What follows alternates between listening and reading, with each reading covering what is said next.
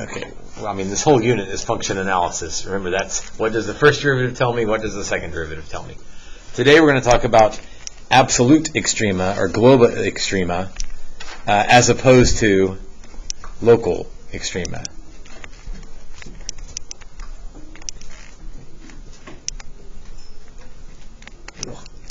Handwriting.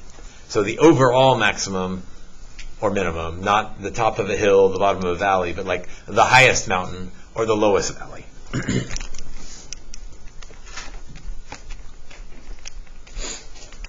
So a relative extrema is the top of a mountain or the bottom of a valley. The absolute extrema is the highest mountain or the lowest valley.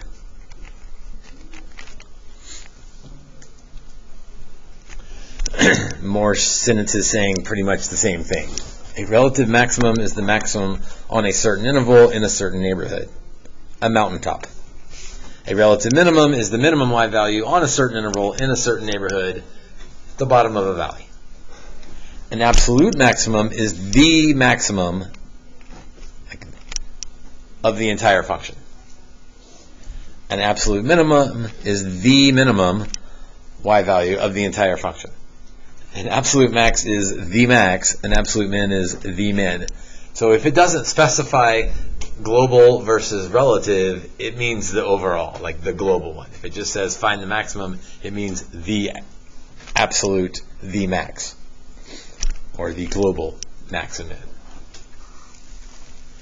Okay, the extreme value theorem. We've got three value theorems. The intermediate value theorem, that's the one that says there's a value in the middle, the intermediate. There's the mean value theorem. That's probably the hardest of the three. That's the calculus slope equals algebra slope. And then there's the extreme value theorem. This is the one where you read it and you're like, wait, is it as simple as it seems to be? If f of x is continuous from a to b, then f has a maximum and a minimum. That's all it means. That's all it says. So if you go from a to b, you've got to be continuous, so no asymptotes, no jumps, nothing crazy. Continuous on the closed interval. So any way you want to connect point A and point B, it can have cusps, it can have high points and low points. EVT, extreme value theorem, just says that it has extreme values. There's a min, there's a max. What feels like a straight line? So you're right. That's kind of a weird case, but you're right to ask about it. If it's continuous on A to B and it's a horizontal line, then whatever that value is would be the max and the min. Kind of a boring case, but you're right to ask because it is a weird case. But it does have an absolute max and an absolute min. They just happen to be the same thing. We won't do many problems, probably won't do any problems like that. We'll do more things like this, but it's still a good question.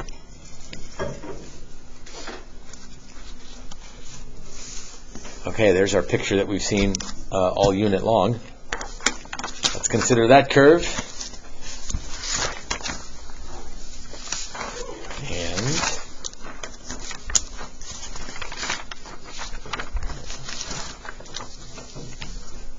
The absolute maximum is the highest y value on the curve. The absolute minimum is the smallest low value, or the smallest y value.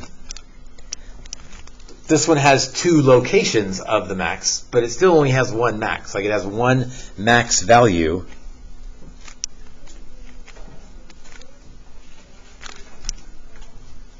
It happens twice, but you would still say there's only one maximum y value. Same thing with the mins. There's only one minimum y value. It does happen twice.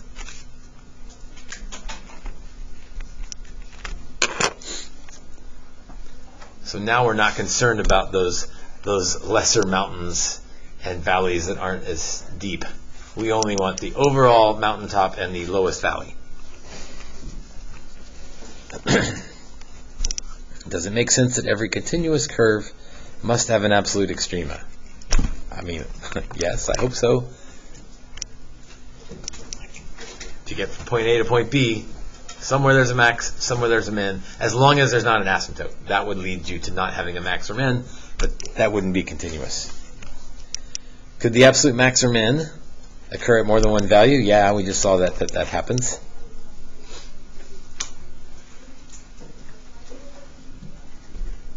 Could the absolute max or min occur at a value of x that is neither a relative max or a relative min?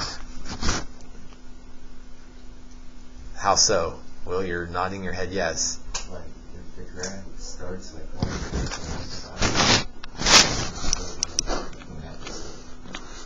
So you mean like yeah. something like that? So we said that was not a relative max if there's a max at an endpoint. So the answer is yes, because of endpoints.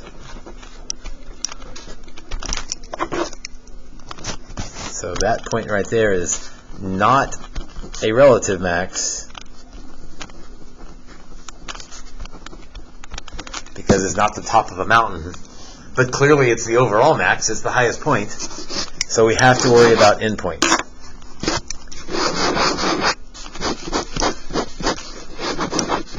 Maybe this seems like overkill, but endpoints are the things that people are going to forget. They're going to know to check because it's easy to find, or you know how to find the critical points, right? Set the first derivative equal to 0. That's your potential maximums and minimums. But if you're looking for the absolute maximums and minimums, you have to check the endpoints. When asked to find an absolute max or absolute min, we only examine the possible x values at which the max or min can occur, which is the critical points and endpoints.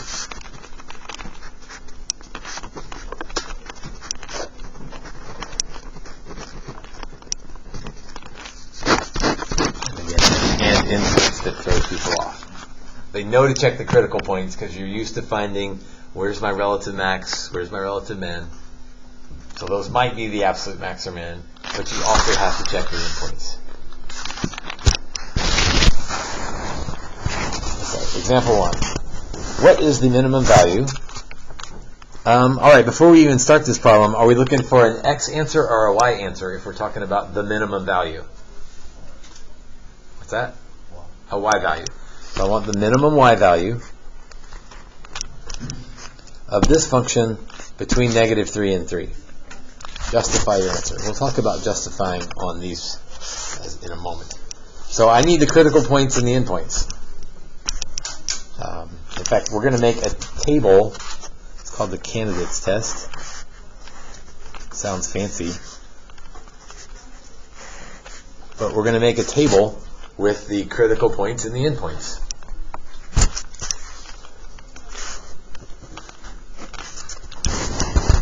Go ahead and put my endpoints on there. And this is like the easiest conceptual thing we do in calculus. Once we get those critical points, we're just going to plug everything in, and whoever's the highest is the max, and whoever's the lowest is the min. This isn't which number is bigger than the other. That's all we're asking today. Got my endpoints. Let's find the critical points. 4x cubed minus 32. So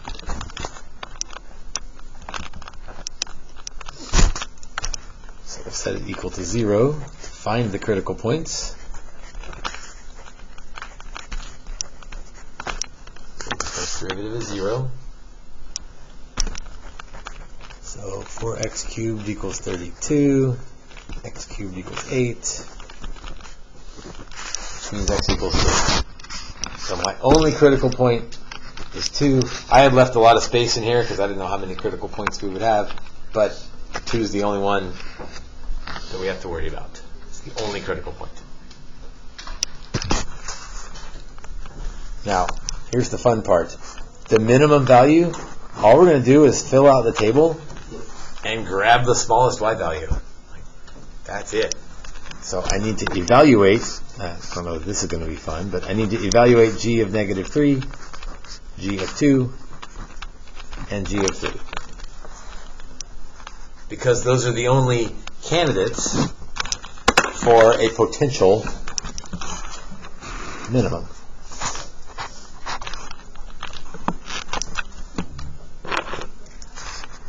Okay, if I plug in negative 3 to the fourth minus 32 times negative 3, 4. Let's see. 3 to the fourth is 81 plus 96 plus 4. Oh, well, that worked out okay because 96 plus 4 is 100. So 181. Plug in negative 3, I get 181. That doesn't seem like it's going to be a minimum, but let's keep going. Plug in 2 to the fourth minus 32 times 2 plus 4. 2 times 2 is 4, times 2 is 8, times 2 is 16. Minus 64 plus 4. Let's see. I'm going to add the 16 and the 4. That gets me 20. 20 minus 64 is negative 44.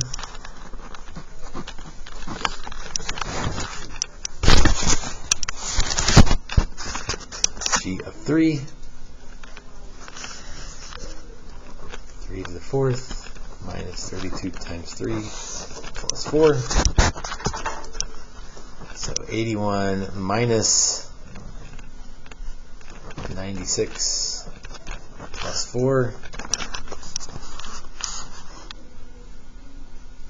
Oh, my little 100 trick doesn't work here. 85 minus 96 is negative 11.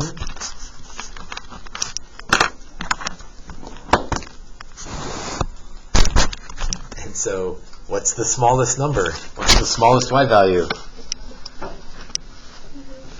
Negative 44. So my minimum value is negative 44. That happens at x equals 2, but it didn't really ask me for that. Sometimes it could, so that's why I'm putting that in parentheses, because sometimes it might say what point, so you need the point. Other times it might say what x value has the minimum value. Other times it asks for the minimum value. So be careful how you read the question, but all the work would be the same. Justify is just do the work, right? And the justify on this one is just do the work. Okay, I don't like that because usually justify is you have to say that f prime changes from positive to negative or the concavity changes there. But this one, because you're using the candidates test, which is like a recognized calculus thing, that table, along with the work showing how you got the table, is the work, is the justification. So you put your critical points and your endpoints on the table, then you check them all, and you just pick the smallest one, or the largest one if it asks for the max.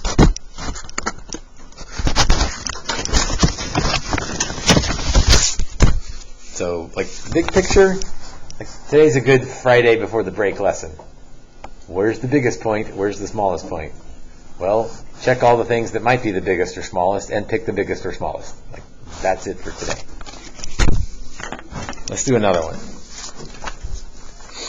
What is the absolute maximum?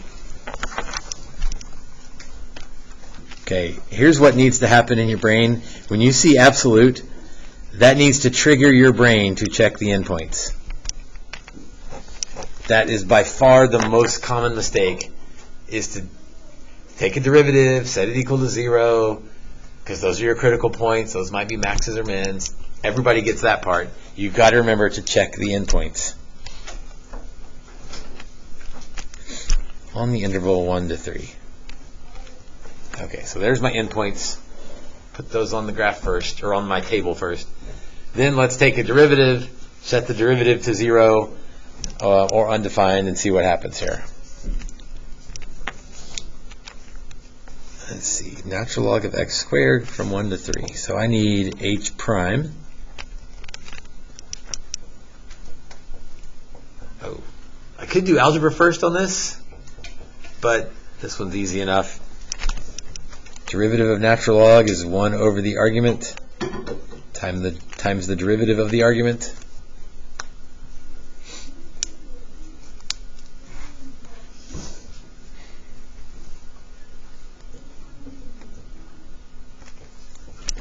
So 2 over x.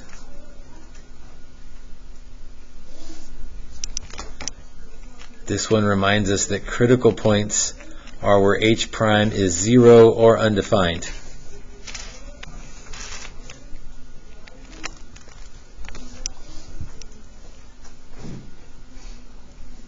That's why this one's on this. So where is h prime equal to 0? Trick question. Yeah, nowhere. Where is h prime undefined? What value of x would make that derivative be undefined? At x equals 0, because you can't divide by 0. So 0 then is my critical point. Critical point at x equals 0. If I go to put 0 on my table, this is why I like to put the endpoints on first. What might you notice about where 0 goes, or something about 0? It's before 1, so 0 is not on the interval.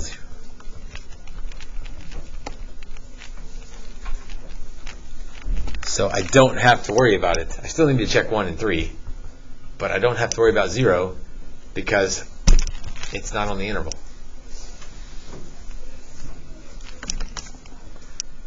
So let's see, natural log of 1 squared, natural log of 1, right, log experts, what's the natural log of 1?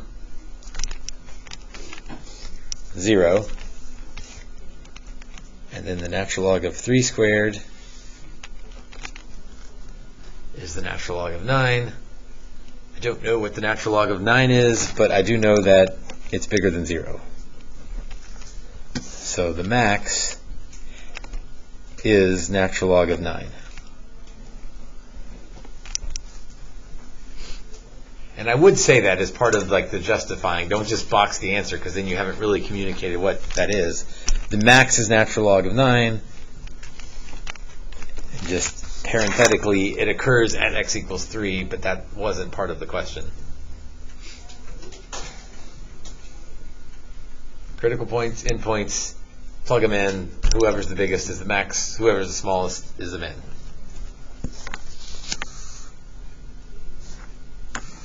Number 3. Given the graph of y equals f of x, f has horizontal tangent lines at x equals negative 1. Okay, that makes sense. At x equals 2. And zeros at negative 2. Oh, that's not labeled. So that's negative 2, the origin, and 2.8 for my zeros.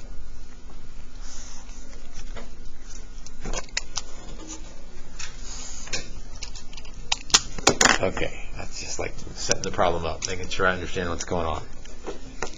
State the absolute maximum value of f and the absolute minimum value of f on the interval from negative 3 to 3. It's like, really? This is a calculus question? Well, what's the absolute maximum value of f on the interval negative 3 to 3? So what's the max? Which one? On this graph, but in between negative 3 and 3. 9. Yeah, that's all it's asking.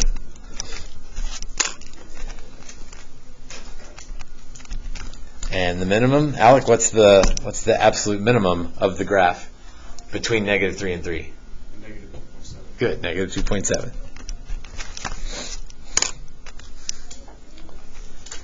Part B. State the absolute max and min on the interval -3 to 3. What makes question B different from question A? It sure looks like it's almost the same. Don't include the endpoints.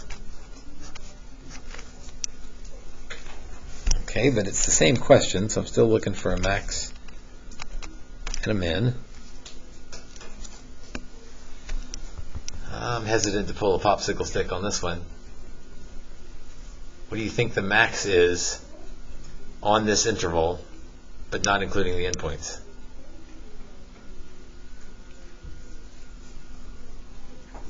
Anybody? Any guesses? It's a bit of a trick question. So you're looking at the right spot, right? It's like, oh, I can't get to 9, so is it like 8.999999? But then I could be at 8.9999999, or however many nines that so the answer is no, there's not a maximum, because you can't label a number. It doesn't go past 9, that's right, and you're looking at the right spot, but there's not an answer to the question. What's the max value? I can't give you an answer. I mean, I can point at the spot, but I can't give an answer. Avery, what's the overall minimum on that interval? Would it be the same? Would it just be -2.7? Well, but I can't get to that point because the parentheses on there. So you're looking at the right spot, but I can't get to -2.7. So you're at -2.69, but then you could go to -2.699. So no. There is no max and no min, because there's not a number answer to the problem. I mean, you can look and see it doesn't go below -2.7, but it doesn't get to -2.7.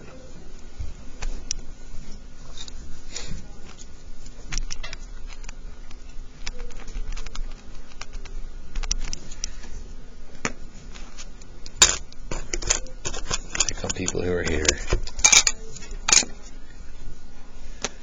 Leah's here. Zach's here. So, Leah, how about the absolute max on the interval? Be careful about the interval.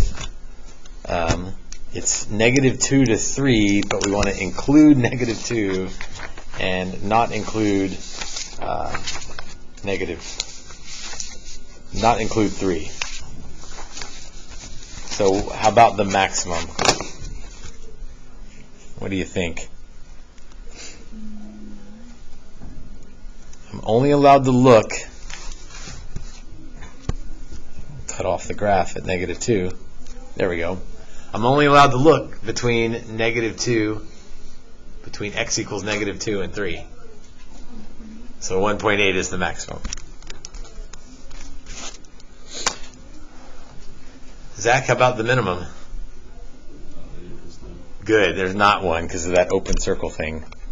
So we don't ever get down to -2.7 because we can't get over to 3.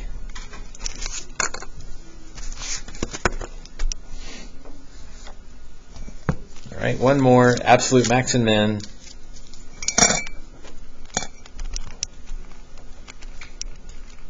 From -3, not including -3, to 2.8. So, popsicle sticks on there the nice and neat way here. Harper, how about the max? None. I didn't even get to put my boundaries on there. From -3 to 2.8, right there. But yeah, we're looking up at 9, but we can't get there. So none for the max. Audrey's not here, so everybody taking Friday off. Claire, how about the min? Oh, sorry. -1.6. Good, -1.6. We're good. I'm looking at different spots. So those aren't hard problems, but man, you got to be careful about what window am I looking at, and am I allowed to look at the endpoints or not?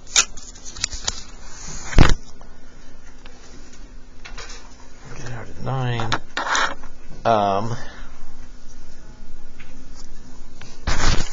We don't have time for number 4. But you would definitely need to check the endpoints. Because if a max happens at an endpoint, this is the open circle, closed circle thing.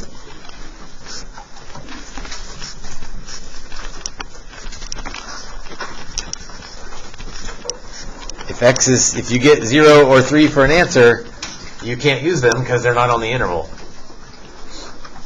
Because we didn't get to include 0 and 3.